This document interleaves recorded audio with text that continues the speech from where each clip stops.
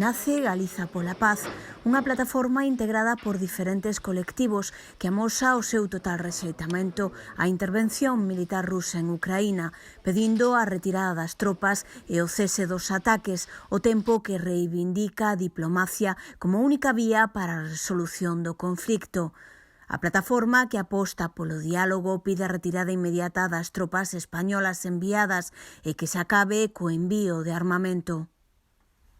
Os gobernos teñen que implementar medidas diplomáticas a todos os niveis para que isto acabe dunha vez, non? Que se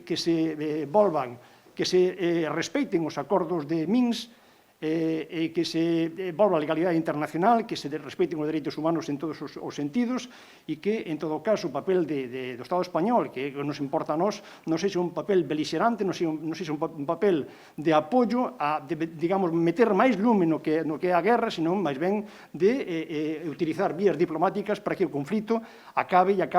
da mellor maneira posible, evitando precisamente este derramamento de sangue que existe e o constante fluxo de refugiados para outras zonas que non están no conflito bélico, non?